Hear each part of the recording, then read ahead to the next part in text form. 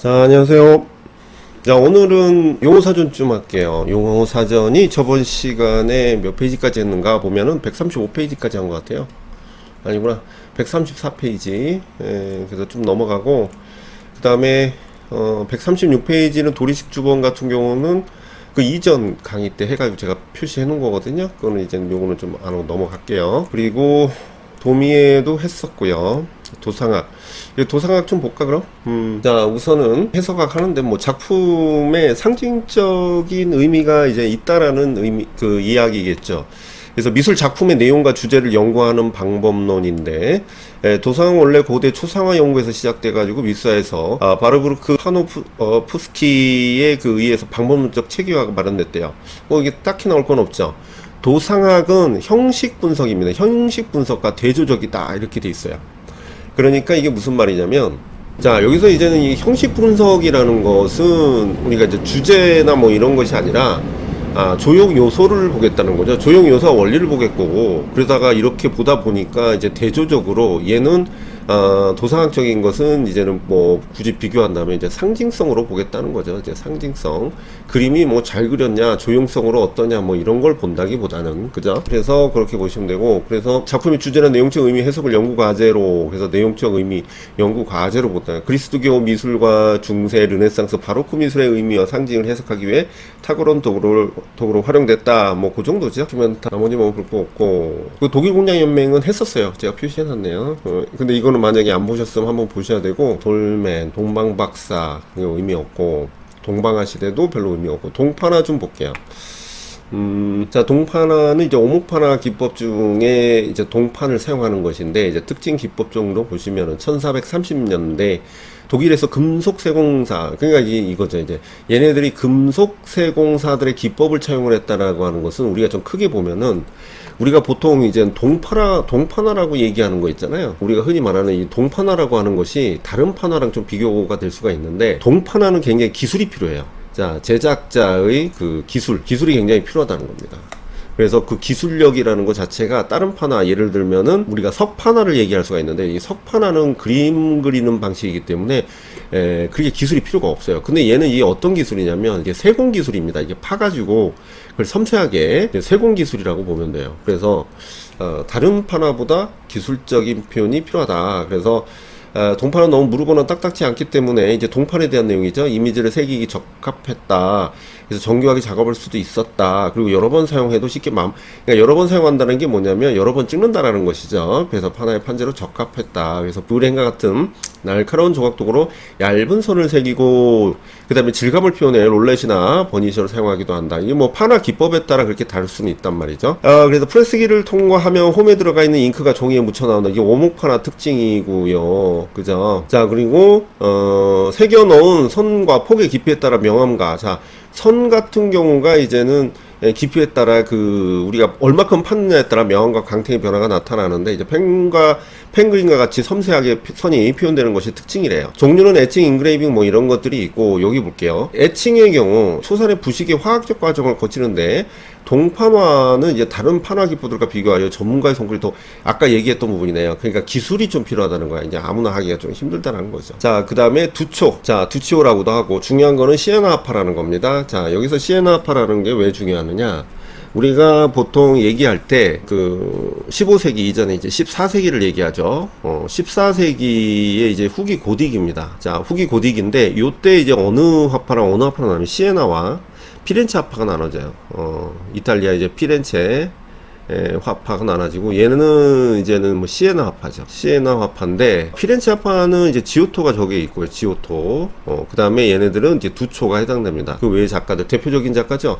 근데 얘네들이 좀 비교 대상이 이제 될 수가 있는 건데, 공통점인 것은 이제 갑자기 감정을 표현하게 돼요. 감정을. 근데 그래서 중세화는 감정이 없거든요. 근데 이제 감정이 표현되기 시작했다라는 게 중요합니다. 그래서 여기서 이제 두초가 나왔으니까 이제 뭐 두초를 좀 보면 되는데, 이 두초 그림 보시면은 감정이 표현됐다고 하지만, 두초는 미리 얘기하지만 얘기했지만 시에나 하파가 다 그렇듯이 우리가 이제는 이때 14세기 말이죠. 이 14세기에 굉장히 중요한 그 바뀐 요소가 생겨나는데 그게 뭐냐면 이런 이제 평면적인 그림, 아직까지 이거 평면적인 그림이잖아요. 평면적인 그림인데 점점 양감이 생겨나고 사실적 묘사가 나타나기 시작합니다. 그래서 시에나 하파는 아직까지 중세적인 요소가 많이 남아 있어요. 우리는 그것을 중세 천년이잖아요. 중세가 거의 마무리될 쯤에 이 사람들이 등장을 한 거예요. 그래서 비잔틴 양식이 겸해 있다라고 얘기를 하는데 그게 내내 이제 중세 양식입니다. 그래서 비잔틴은 중세 천년을 계속 유지하고 있었고 그 중간에 11세기와 12세기, 13세기에 이제는 그 로마네스가 등장하고 13세기와 14세기에 고딕이 등장을 하죠. 이제 우리가 그걸 구분을 예전에 했었는데 어쨌든 뭐 그런 내용이고 자 그래서 여기 보시면은 비잔틴풍이죠. 아직까지 비잔틴풍으로 자유롭지 못하나 현실에 대한 새로운 이해를 바탕으로 깊이 있는 화면 뭐 깊이 있는 화면 구성 좋습니다. 그지만 그림을 보시면 알겠지만 아직까지는 물론 깊이 있는 부분의 작품도 있어야 하지만 아직 중세적 요소가 많이 남아있다. 그래가지고 그 다음에 그 인물의 표정과 풍부한 색채, 뭐 색채도 굉장히 풍부하게 사용합니다. 왜 그러냐면 이때 당시에는 이제 템페라잖아요. 이제 템페라를 기반으로 봤을 때는 굉장히 색채가 다양하게 쓰기 힘든 와중에서도 그렇게 잘 사용했다고 나오죠. 그래서 그런 색채를 통해 트렌체토의 새로운 미술을 일군 화가의 평가한다. 이게 뭐 피렌체를 뜻하죠. 트렌체토, 그 이탈리아. 그래서 동시대 화가 조토, 그 지오토에 비해서 자연스러움은 좀 덜해요. 그러니까 지오토가 잘 그렸다는 얘기고 이야기 전개에서 매우 독창적이다. 그러니까 이야기는 이제 성상화의 내용들이 대부분이기 때문에 그런 부분을 얘기를 할 수가 있고 특히 금박 배경의 활용과 인물과 의복 선처리 등이 이 시에나 하파의 특징인데 그러니까 금박의 배경이라는 것은 사실은 얘네는 시에나 하파만 특성은 아닙니다. 그러니까 뭐냐면 중세 특징이에요. 중세 특징. 그리고 인물과 의복의 선처리 등 뭐 이런 건 섬세하다 이 뜻이겠죠. 그 다음에 넘어갑니다. 뒤로 볼까요? 근데 뒤로도 딱히 볼 건 없는데 르네상스라고 나와 있긴 하죠. 그래요. 독일이니까 북유럽 르네상스입니다. 엄밀히 따지면. 그래서 목파나 동파로 유명한데 여기 볼게요. 북유럽의 특유의 그러니까 북유럽의 섬세하고 정교한 기법 이탈리아의 미술을 융합했다라고 하는데 이건 또 필기를 안 할 수가 없네. 그러니까 뭐냐면 얘는 한마디로 이 북유럽 같은 경우는 관찰에 의한 사실주의예요. 에 의한 사실주의 글씨가 잘 안 써진다. 그리고 이탈리아 같은 경우는 이상적 사실주의입니다. 그러니까 이 관찰에 의한 사실주의는 이 북유럽의 특유라고 했는데 우리가 이제 북유럽 시기를 보면 우리가 이제 13세기부터 해가지고 13세기로부터 해가지고 14세기가 있죠. 이제 14세기까지 하니까 이제 고딕입니다. 고딕이고 15세기 전까지 가는 거죠, 사실은. 15세기 전까지 가는 거고 그 다음에 5세기부터 16세기가 뭐냐? 그러니까 요건 지워야겠다. 여기서 이제 15세기와 16세기 아이고 지워졌다. 15세기와 16세기는 르네상스죠. 근데 우리는 여기를 이제 전성기 르네상스가 16세기라고 본 거예요. 근데 이 고딕의 양식이 수업 때도 얘기했지만 16세기에는 이탈리아가 있고 북유럽이 있잖아. 근데 이 고딕의 양식의 정밀화가 16세기에 북유럽으로 계속 이어진 거 전통성이. 그래서 이상적 사실주의의 피렌체와 그 다음에 관찰에 의한 사실주의의 북유럽의 특성이 고딕의 특성이 북유럽으로 계속 이어졌다. 이렇게 보시면 됩니다. 자, 여기로 넘어가서 볼게요. 어쨌든 이 뒤러가 독일에서 장인의 그 지위를 얻어서 생활하다가 이탈리아에 와가지고 너무 깜짝 놀랐다고 하죠. 뭐 교과서에도 얘기했지만 예술가의 지위라는 것 자체가 굉장히 높게 측정돼 있다라는 걸 보고 너무 놀랬다는 거죠. 그래서 그때부터 자기에 대한 어떤 직업에 대한 자긍심을 갖기 시작합니다. 이탈리아의 여행에 영향을 받은 이제 스푸마토 방식으로 색채를 처리한 여인의 초상이라든가 젊은이의 초상에서 스푸마토 이탈리아의 르네상스의 형식을 받아서 쓰고 있어요. 인체의 이상적인 아름다움을 그린 아담과 이브 역시 이탈리아의 영향 없이 설명될 수가 없다. 그래서 이탈리아 르네상스의 영향을 꽤 많이 받은 사람입니다. 그리고 나머지는 뭐 볼 거 없고요. 자, 그리고 디비페가 있네요. 자, 디비페. 왜 앵포르멜이 안 나오나? 저는 이게 참, 나올 법도 한데, 이 기법도 되게 다양하거든요. 그래서 아르뷰르라는 개념이 있는데, 이제 아무래도 이제 원초적인 재료나 이런 걸 쓰는 거니까.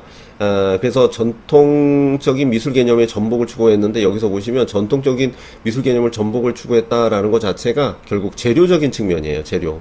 요거는 이제 재료적인 측면이고 디비페는 전통 미술 개념과 재료를 거부하고 그리고 여기 나오죠. 개념과 거부를 거부하고 자 그럼 요렇게 한번 볼까? 그러면은 이렇게 봅시다. 이제 전통 미술 개념은 뭘 거부했다는 걸까? 우리가 이제 그게 중요하죠. 그것은 결국은 형상. 그래서 형상을 제거했다. 형상을 거부하고 재료는 그대로 쓰면 되고, 그죠? 형상을 거부했다. 전통과 관습에서 이루어지지 않았던 것에 관심을 두었고, 그것은 바로 빈민가의 낙서나 정신병자의 아예, 그러니까 얘네들이 순 교육을 받지 않은, 그러니까 교육받지 않은 그런 사람들이 그린 그림이 가장 순수하다 이렇게 본 거죠.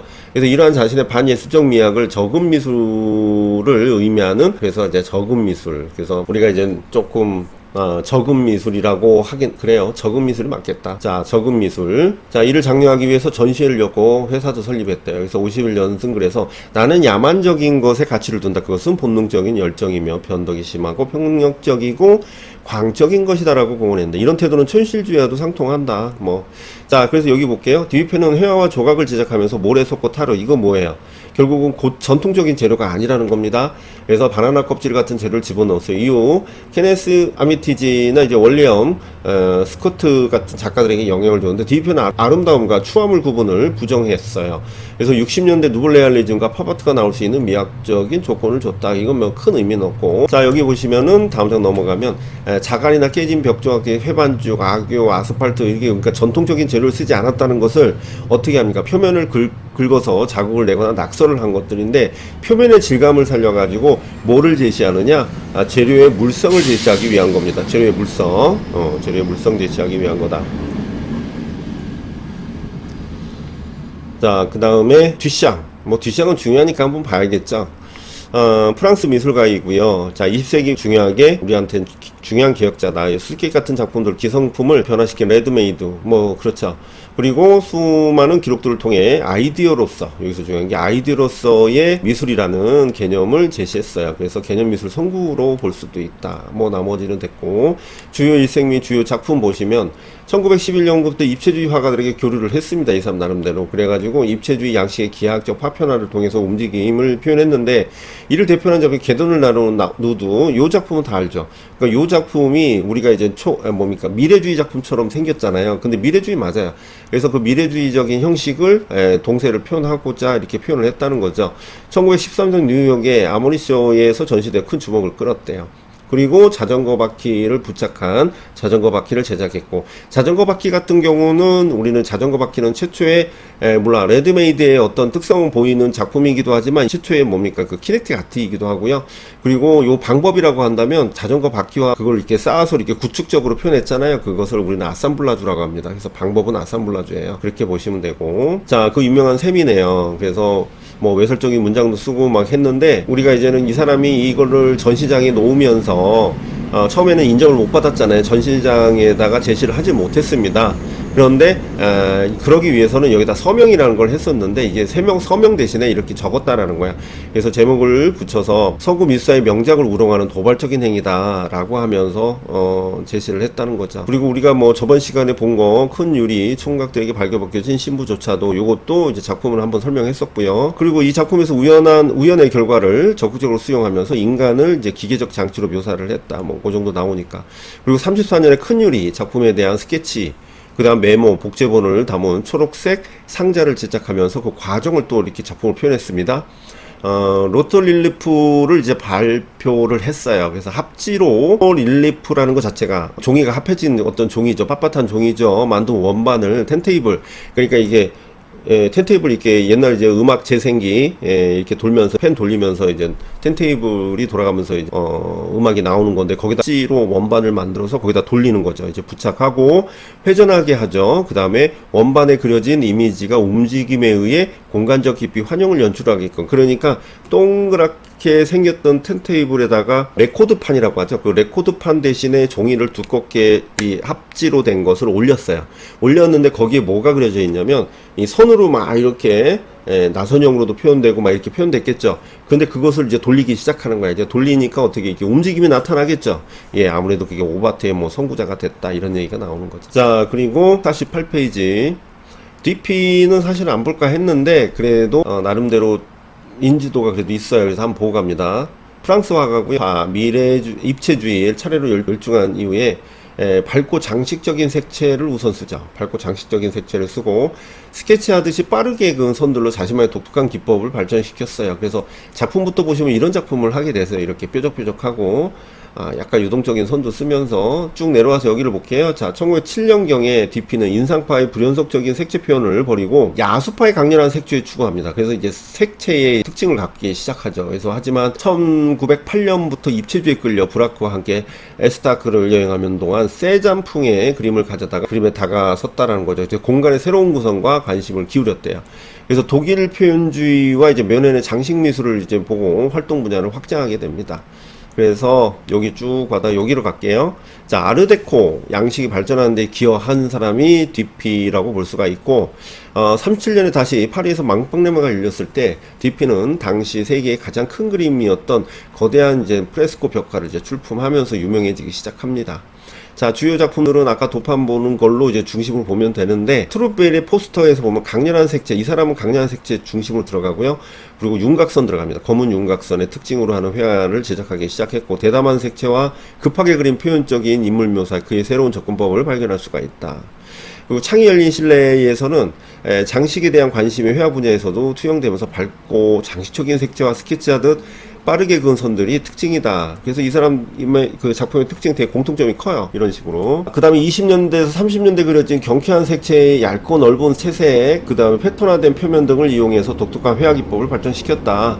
이렇게 보시면 되겠죠. 그리고 드가가 있는데, 뭐, 드가 중요하죠. 자, 프랑스의 인상파고요. 다른 인상파들과 달리 주로 카페나 주점 같은 실내 풍경을 그렸다. 이게 무슨 뜻이냐면, 우리가 인상파 좀 아까지 질문 나와서 우리가 이제 얘기를 답변을 달아주기도 했는데 우리가 인상파의 특징 중에 주제적인 요소를 본다면 주로 이 사람들이 뭘 그렸냐, 뭐 사람도 그렸고 인체도 그렸고 그 다음에 풍경도 그리지 않았느냐. 근데 그렇게 보시면 안 돼요. 자, 인상파가 우선 드가가 외 작가들이라고 얘기했지만 사실은 각자 개성이 너무 뚜렷하기 때문에 하나로 묶는 게 좀 어폐가 있는데도 불구하고 책에서는 인상파를 대부분 어떤 특성으로 보냐면 모네 특성으로 봅니다. 마네가 아니라. 근데 거기 대빵은 누구냐면 마네예요. 그래서 마네 같은 경우는 우리가 꾸르베 사실주의의 특성도 있고요. 그 다음에 인상주의의 특성도 있습니다. 지금 뭐 마네 이야기할 건 아니니까 우선 마네는 대빵이다. 그 정도 아시면 되고, 그 다음에 모네 특성으로 인상주의 특성을 얘기해요. 그럼 다시 한번 볼게요. 카페나 그러니까 다른 인상 화가들과 달리 카페나 주점 같은 데를 실내 풍경을 그렸다. 여기 보면 실내 풍경을 그렸는데 인상주의가 뭐를 추구합니까? 변화하는 색을 추구하는데 실내에서 그게 가능합니까? 그게 가능하지 않죠. 그러니까 대체적으로 뭘 그리냐면 풍경을 그렸어요. 근데 사람도 그리지 않았느냐? 그러니까 사람을 그렸는데 풍경에 있었을 뿐이에요. 그러니까 변화하는 색과 시간에 달리 변화하는 색을 죽적으로 표현했기 때문에 풍경에 대한 어떤 건물이라든가 호숫가라든가 거기에 대한 어떤 나무의 변화라든가 이런 걸 관찰을 했겠죠. 그러니까 이 주제적인 건 명확한 겁니다. 그리고 드가 같은 경우 스냅 사진 같은 우연한 구도를 사용한다. 이게 우큐의 영향을 받은 거기도 하지만 사진계의 영향도 많이 활용을 했어요. 그래서 우연한 구도와 익숙하지 않은 각도의 구성을 즐겨 그렸다라는 것입니다. 그래서 쭉 넘어가고 이렇게 이 당시에 이런 구도를 사용했을까 할 정도로 대단하죠. 일생을 보시면은 여기 네 번째 줄 1854년부터 1859년에 이탈리아에서 옛 대가들을 통해 고전 미술을 습득했고 역사가 되고자 했는데 1960년대부터 이게 이제 틀렸죠. 제가 체크했는데 1860년대죠. 1960년대면 이제 파바트랑 얘네들이 같이 써야 되는데 그렇지가 않죠. 그래서 경마장, 발레, 카페 장면 같은 근대 생활을 그리기 시작합니다. 특히 발레와 무용수들에 대한 관심을 가지고 레슨, 휴식, 공연의 리허설, 무대 뒤에 장면을 두루 제작을 했을 뿐만 아니라 이상화되지 않은 여성 누드를 다수해요. 여기서 중요한 게 이상화되지 않았다는 거죠. 그러니까 막 움직이는 찰나의 모습이기 때문에 이상화 표현할 수가 없어요. 이상화된 표현을 할 수가 없어요. 드가는 인물과 형태를 화면의 가장자리에서 잘라내거나 예측할 수 없는 각도로 포착하는, 자 여기서 보면은 형태의 화면을 가장자리를 잘라내거나 예측할 수 없는 각도의 포착, 이런 것들이 사실은 우교의 영향과 그 다음에 사진계의 영향으로 보셔야 돼요. 그래서 그렇게 표현을 했다. 자 거기까지네요. 자 그리고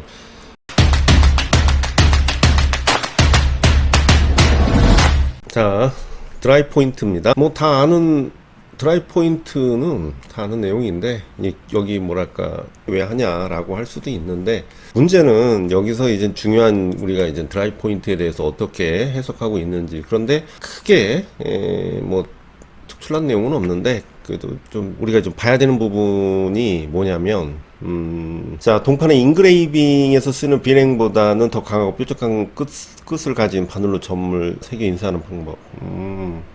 그러니까 제가 이것 때문에 이제 좀 보는 건데, 바늘로 점을 새긴다. 근데 이게 일반적이진 않아요. 그러니까 이 드라이 포인트는 해보신 분은 알겠지만은 이게 그러니까 사전이 다 맞는 건 아니니까 아까도 오류가 있었지. 이게 그러니까 점을 새겨서 인쇄하는 방법.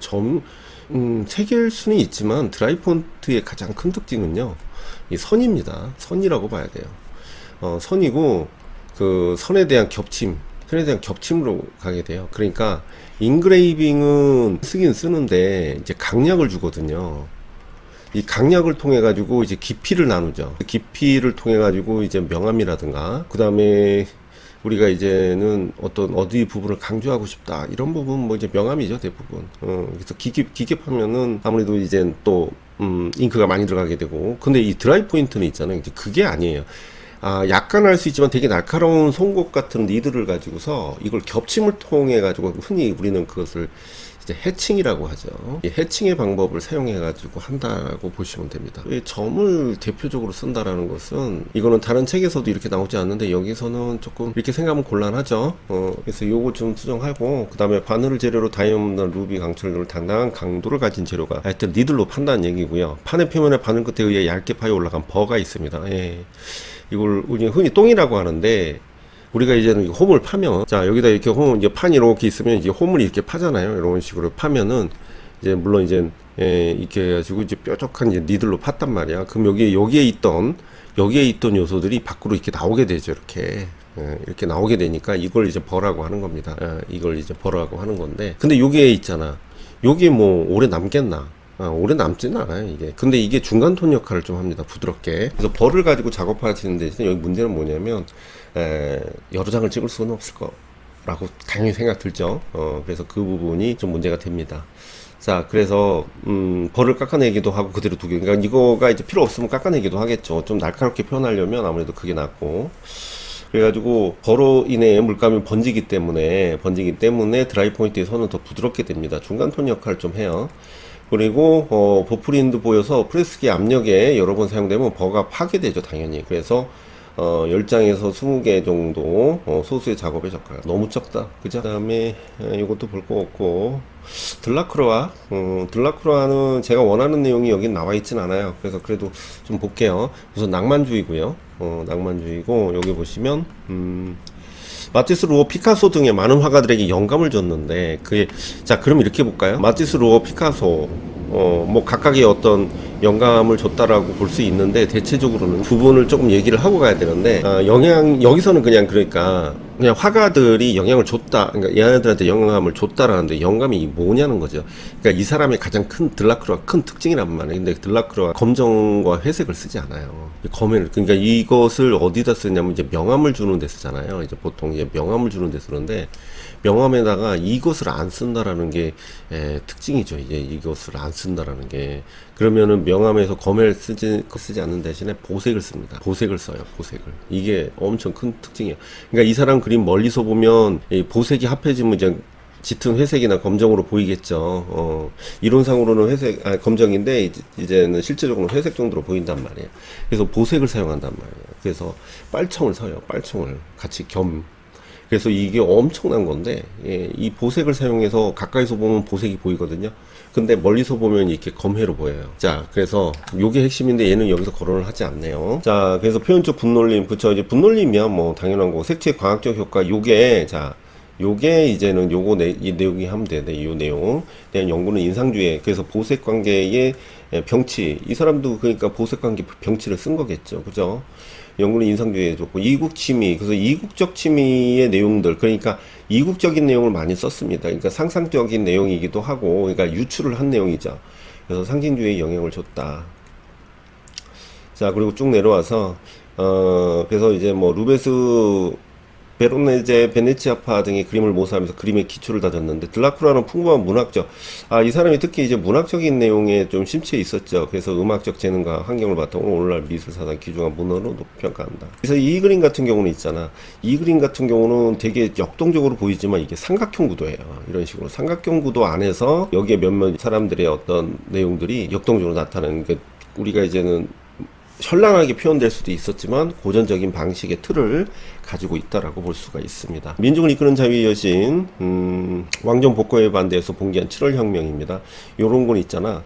드라큘라가 작품의 이제는 어떤 그 기념비적 또는 역사적 측면을 다룬 내용들은 맥락적으로 물어볼 수가 있어요. 그래서 7월 혁명, 그래서 그 밖에 북아프리카의 강한 색채의 풍요롭고 이국적인 체험을 영향을 받았다 해가지고 이제 알제리어인들 뭐 다 알 겁니다. 그 다음에 들로네는 뭐 지금 딱히 볼 게 없어요. 그러니까 들로네가 안 중요하다는 게 아니라 여기서 딱히 볼 게 없어요.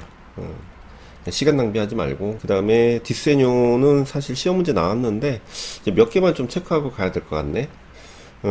그리다 라는 동사의 명사인데 그래서 초기 아이디어를 가리키는 내용이고, 주로 선을 표현되거나 물감을 사용하기도 한대요. 원래 르네상스 시대에 등장한 미술을 가리키는 개념, 그러니까 이 뭐냐면 르네상스 시대에 등장한 미술을 가리킨다는 것은 요것도 써놔야 되겠다. 이게 무슨 의미냐면 이제 법칙이라는 걸 얘기하는 거예요. 법칙 뒤에서 나오는데, 이제 특히 이상적 사실주의는 이제 법칙에 의해서인 거죠. 이상적 사실주의는 법칙에 의한 거죠. 이 법칙에 의한 그림을 본다면 이게 이제 디세뇨다 이렇게 보는 거고요. 디자인의 이제 어원이 되기 시작했다. 그래서 르네상스 시대 미술 개념은 일부 조형 영역의 중세 시대 장인 기술과 분리되어 인문학, 그러니까 뭐냐면 르네상스 시대의 교육은 있잖아. 중세 시대에서는 장인, 그러니까 장인 교육만 했단 말이죠. 그런데 르네상스에서는 그거에다가 인문학도 같이 배우자, 철학을 배우자 하는 거죠. 그래서 이런 것이 이제 저렇게 등에 아르티델 디세뇨라고 이렇게 였는데, 여기에서 핵심어인 디세뇨는 손기술을 의존하는 육체적 노동, 그러니까 여태까지 여기서 아까 봤던 장인 기술이거든요. 손기술에 의존하는 육체 노동이 아니라 구상, 의도, 계획, 이게 법칙입니다. 정신 노동을 표상하기에 딱 알맞기 때문이다. 그래서 이처럼 다 새롭게 등장한 정신 노동으로서의 미술을 가리키기 위해서 사용된 디세뇨라는 말은 흥미롭게도 오늘날 디자인 어원이 됐죠. 그래서 구상, 의도, 계획, 뭐 이런 디자인 본래의 의미, 뭐 이런 건 안 나와요. 그래서 개념사적으로 볼 때 미술의 디세뇨와 디자인으로서의 디세뇨는 불연속적인 진화 과정을 드러내고 있다. 그리고 이런 작품들 봤을 때 여기 볼게요. 디세뇨에 대한 이론을 고찰이 이제 시작된 것도 이쯤인데 14세기. 그러니까 14세기에 첸니노 첸니니는 이제 무엇이든 드로잉할 것을 권했다. 그래서 디세뇨에서 무엇이든 드로잉할 것을 권했고, 15세기에 기베르티, 그러니까 15세기에서 이제 르네상스 초기죠. 그래서 디세뇨는 모든 예술의 기초라 했다. 뭐 이게 진짜 정답이죠. 어떻게 보면 15세기 들어서 디세뇨는 예술가 사이의 원근법을 그리거나 자연을 묘사하는 학습으로 방식으로 자리 잡았다. 그러니까 원근법이나 명암법이라든가 이런 것을 가지고 얘기하는 것이 기본적으로 디세뇨라는 겁니다. 르네상스 시대는. 그래서 다빈치는 신플라톤주의의 이데아 개념과 연관지어 정신적 디세뇨를 제시했다. 이렇게 네모칸 쳤어요. 요건 내가 비워놓을 건데 이렇게 라는 용어를 만들어내면서 디세뇨 예술가의 첫 아이디어 표현으로 보았다.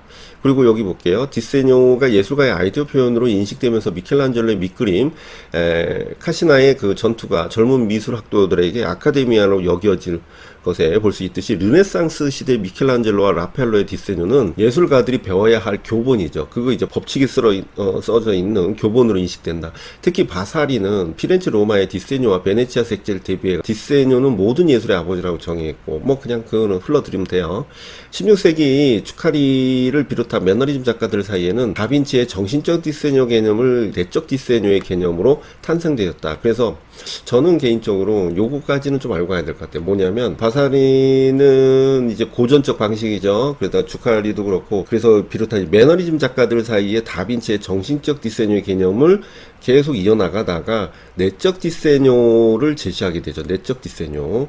그래서 이제 매너리즘 작가들의 내적 디세뇨. 그것만 척하면 될 것 같아요.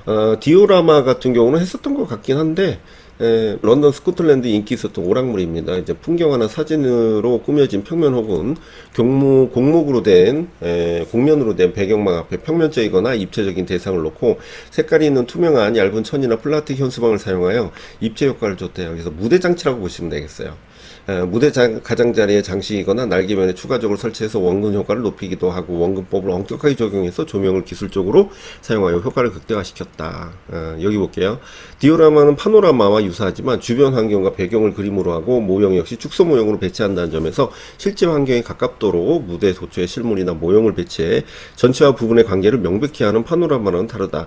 그러니까 파노라마가 더 실제적인 개념으로 접근을 하죠. 그러니까 실제 사물이나 이런 걸 놓고, 근데 디오라마는 좀 이걸 축소한 거거든요. 예, 그렇게 보시면 되고. 자, 특징과 의의. 이동식 극장 장치인 디오라마의 인기 있는 엔터테인먼트였는데 350명 정도의 관객이 때로는 미묘하게 때로는 극적으로 변하는 풍경화를 감상으로 줄을 섰다. 자, 디자인 지능 뭐 이런 건 볼 거 없고, 디자인 건축 필요 없고, 디지털 아트도 딱히 볼 게 없습니다. 그냥 개념만 나와 있고, 오토딕스 전에 했습니다. 자, 그리고 라우컨, 요즘 헬레이즘은 너무, 자, 로버트 라우션버그죠. 네오다다네요. 네오다다인데 우리가 제번 존스는 많이 합니다. 근데 라우션버그도 나름대로 공헌점이 있어요. 그래서 좀 볼 건데, 사진을 포함한 실제 사물을 회화 결합시켜 컴바인 페인팅 작업으로 유명한데, 이 컴바인 페인팅은 우리가 일반적으로 우리가 형식이라고 봅니다. 얘는 양식이 아니라 형식으로 보고요. 라우션버그는 초기 창기에는 요제프 알베르스의 영향 아래 추상 표현주의 회화를 제작하다가 컴바인 페인팅 작업 방식으로 전환을 했대요. 자, 여기를 봅니다. 이는 미니멀리즘에 대한 실험에서 시작해서 컴바인 페인팅으로 나간 것으로 회화적이면서 조각적이에요. 이걸 이제는 그런 혼성 형식이라고 하죠. 컴바인 페인팅이란 자신이 사진을 포함한 실물 오브제에 채색된 화면을 결합시키는 방식을 가리키고, 이 방식을 통해 라우젠버그는 추상 표현주의까지 계속 유지되어 온 환영적 공간을 부순다. 이게 되게 조금 획기적인데, 이게 그러니까 라우젠버그가 컴바인 페인팅이라는 거를 제시한 건 알겠는데, 이게 그 제폰 존스랑 굉장히 공통점이에요. 이제 환영적 공간을 부순다라는 거. 이 환영적 공간을 부순다라는 것은 우리가 이제 그린버그가 좋아할 만한 내용이죠. 그린버그가 평면화가 환영 공간을 제거하기 위한 방식인데, 얘네들은 추상으로 환영 공간을 제거한 게 아니라 이렇게 회화랑 조각이랑 겹쳐서 혼성 형식으로 이렇게 제시를 하고 있다. 그래서 요것만 체크를 하세요. 예술과 삶의 경계를 얄팍하게 한다. 그러니까 예술과 경계를 허물었다는 거. 이 두 가지가 중요할 것 같아요. 여기에서는 이 두 가지가 중요할 것 같습니다. 그가 회화에 붙인 오브제는 콜라병, 옷가운, 라디오 등, 이것은 결국 주변에서 쉽게 얻을 수 있는 아주 일상성이 강한 오브제이기도 하고, 그다음 폐품이기도 하죠. 이는 극단적인 형태의 콜라주 형식을 보여준다. 그래서 그러면은 이것을 이것저것 붙여놨다면은 방법은 여기다 형식이라고 썼지만, 물론 형식이라지만 이게 방법에 가깝죠. 그래서 추상 표현주의를 극복하고 팝아트의 방식을 끌어들임으로써 네오다다를 이끌었다. 그 정도 보시면 됩니다. 자, 그리고 여기 좀 볼게요. 이후 실크스크린을 도입해가지고 독수리나 케네디 대통령, 요거 이제 팝아트에 들어가. 이 작품들은 미국을 상징하는 도상이나 도상을 사용해서 좀 더 평면적인 작품을 남겼어요. 그래서 테크놀로지에 많은 관심을 가지고 과학자와 협업도 시도했대요. 그 정도 보시면 될 것 같고, 나머지는 이건 볼 거 없습니다.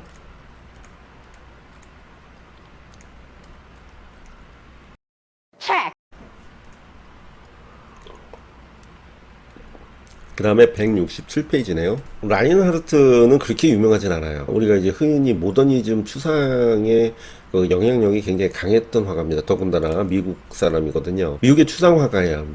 추상화가자 저술가로 이제 주로 어두운 톤으로 단색으로 모노크롬을 합니다. 그래서 모노크롬 회화다. 그래서 모노크롬 회화는 화면에 배경색을 칠하고, 그러니까 이 사람의 방법적 특징이에요. 그러니까 모노크롬 회화는 화면에 배경색을 칠하고 그 위에 배경색의 명암을 약간 달리해서 사각형 등 기하적 형태. 여기서 잘 보이진 않는데 자세히 보면 보입니다. 이렇게 형태가 보이거든요. 이런 식으로. 뭐 이런 식으로 보이거든요.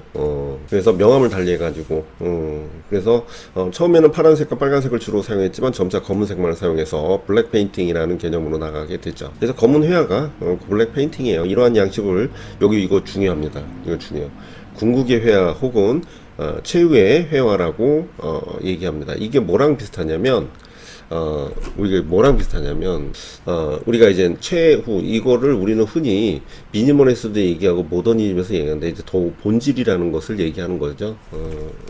이 본질을 얘기하는 건데, 이 본질은 있잖아. 이게 불가분성을 갖고 있어야 돼요. 불가분성. 이 불가분성이라는 것은 더 이상 쪼개지지 않는다는 거거든요. 그런데 이제 최후의 회와 이게 더 이상 회가 없다. 그것을 우리는 말레비치랑 비교를 합니다. 말레비치가 같은 얘기를 해요. 이게 그것을 절대 영도라고 합니다. 회화의 영도. 더 이상 회화가 이제 그 이상 이하도 없다. 그래서 우리는 그것을 절대주의, 그래서 절대 회화라고 합니다. 그래서 절대 감성에서 회화의 영도를 찾는다. 이 개념인데 더 이상 쪼개지지 않는다라는 거죠. 말레비치는 사각형을 제시했고 이 사람도 이제 마찬가지예요. 물론 이제 제시된 방식은 다를 수는 있어요. 그래서 빈 형태, 공어, 반복에 대한 믿음이 엄격하고 철저하게 추구함으로써 60년대 미니멀 아트와 개념 미술을 예견하는데 아무래도 이 사람이 얘네들이 모노크롬 나오기 이전에 벌써 이렇게 했다는 거예요. 자, 여기를 바로 갑니다. 자, 라인하르트는 초창기부터 추상회화를 그렸고 양식상 변화는 있었으나 계속 추상 작업을 했습니다. 그래서 몬드리안과 입체주의 영향을 받아가지고 윤곽성이 뚜렷한 기하적 추상회화를 제작했다. 뭐 그 정도. 밑에는 추상 표현제 특히 머더월 영향을 많이 받은 제품을 제작했다. 뭐 이렇게 해서 이 작품 요거 참고하시면 될 것 같아요. 여기까지입니다. 조금 많이 봤는데 시간이 좀 됐어요. 근데 조금 이게 욕심을 조금씩 더 내야 된다. 그러니까 좀 유튜브 특성상 또 너무 많이 찍으면은 이제 끝까지 안 보는 경향이 있는데, 그렇게 하다 보니까 너무 짧게 하는 것도 문제예요. 그래서 한 3, 40분은 해야 되지 않을까 싶네요. 근데 3, 40분을 넘기긴 하는데 편집하면은 30분, 40분이에요. 한 50분 찍어도 한 40분까지 편집이 되는 거.